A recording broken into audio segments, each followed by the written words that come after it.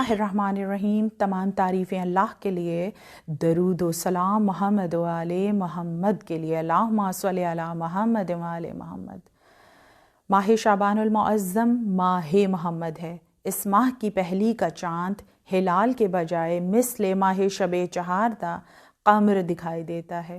نزول و ظہور پر نور امام حسین ارتضیٰ، شہزادی زینب کبریٰ، سرکار مولا غازی ابوالفضل العباس کی آمد آپ سب کو بہت بہت مبارک ہو۔ سب ہوں در یکتا نہ علاقہ ہو کسی سے، ناظرین کیے ہوں گے جنہیں رشتہ ہے نبی سے۔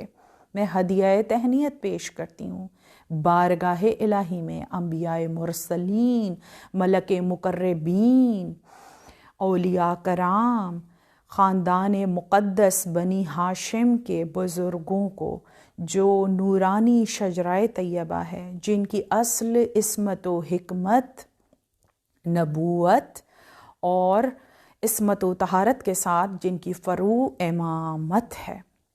میں مبارکباد پیش کروں گی جناب عمران بی بی فاطمہ بنت اسد، سید کونین محمد مصطفیٰ صلی اللہ علیہ وآلہ وسلم، ملیکۃ العرب بی بی خدیجۃ الکبریٰ، مولائے کائنات علی مرتضیٰ، شہزادی کونین ملکہ عالمین کو، ان کے بچوں کی آمد پر، امام حسن مجتبیٰ کو، ثانی زہرا اور ان کے بھائیوں کی آمد پر، جناب محسن اور بی بی ام کلثوم کو، ان کے بہن بھائیوں کی آمد پر، خصوصی طور پہ جناب عبداللہ ابن جناب جعفر طیار کو، ان کی زوجہ خیر النساء سر ام ابیہا کی آمد پر مبارکباد پیش کروں گی۔ اہل بیت اطہار، اہل کساء، سید الانبیاء، سید اوصیاء اور سیدۃ النساء العالمین کے گھر میں عصمت کبریٰ و صغریٰ پہ فائز ثانی محمد، ثانی زہرا اور ثانی حیدر کرار ولیوں کی آمد ہے۔ اس در پہ جس پہ سید الانبیاء السلام علیکہ یا اہل النبوت کہہ کے سلام پیش کریں، اس در پر ہدیہ تہنیت ہے کہ جن کے گہواروں کو ملائکہ عرش پر اٹھا کر لے جاتے تھے کہ عرش کی مخلوق ان کی عصمت اور برکت سے فیضیاب ہو سکے، اور جب ان کے اسم تجویز کرنے کا وقت آتا تھا تو بذریعہ وحی سید الملائکہ جبریل امی رسول اللہ کے پاس تشریف لاتے اور بعد تحفہ درود و سلام ان کے نام پیش کرتے کہ یہ حسین ہیں، یہ زینب و ام کلثوم ہیں، یہ ابوالفضل العباس ہیں۔ لوح پر لکھا ہوا نام رسول اللہ نے جناب عباس کا تجویز کر دیا تھا۔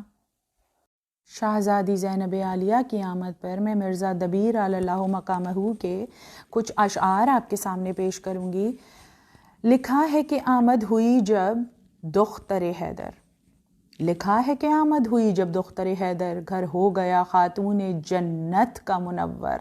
فضا نے کہا احمد مرسل سے یہ جا کر، دختر کے یہاں آپ کے پیدا ہوئی دختر، ہووے یہ نواسی تمہیں یا شاہ مبارک، زینب کی ولادت کرے اللہ مبارک۔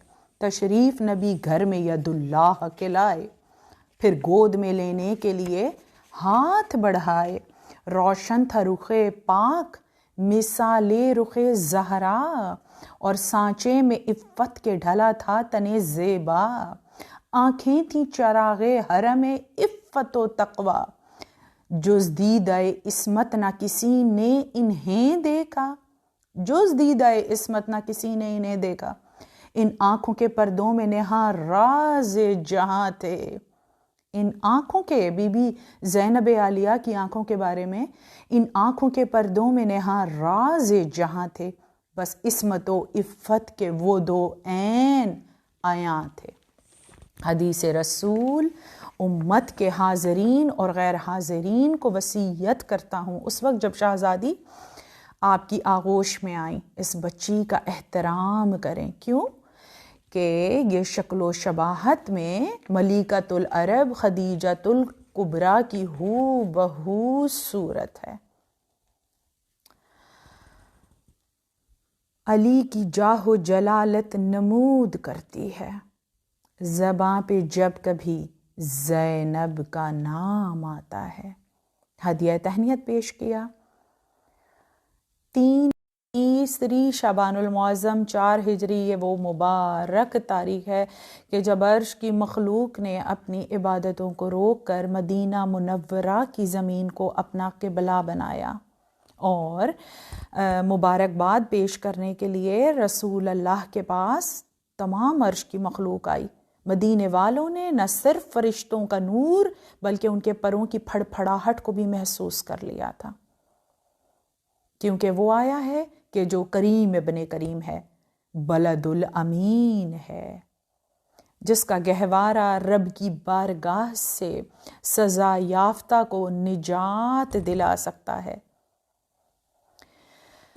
امام حسین علیہ السلام کی آمد کے سلسلے میں جناب صفیہ بنت عبد المطلب رسول اللہ کی پھوپھی روایت کرتی ہیں کہ میں نے مولود کو جناب فاطمہ زہرا کی آغوش سے اپنے ہاتھوں پر لیا اور رسول اللہ کی طرف بڑھاتے ہوئے پوچھا، اس کو پاک کر دوں؟ تو رسول اللہ نے فرمایا، اس کو پاک کرو گی جس کو اللہ نے پاک اور صاف رکھا ہے۔ آغوش رسالت میں محمد آ گیا۔ رسول اللہ کی لسان صدق، لحم اقدس امام حسین علیہ السلام کی پہلی غذا بنی۔ اس کے بعد جناب صفیہ روایت کرتی ہیں کہ امام حسین علیہ السلام تسبیح و تقدیس اور ثناء پروردگار عالم کر رہے تھے۔ امام حسین علیہ السلام کی آمد پر میں ہدیہ تہنیت پیش کرتے ہوئے میر انیس اعلی اللہ مقامہ کے کچھ اشعار پیش کروں گی۔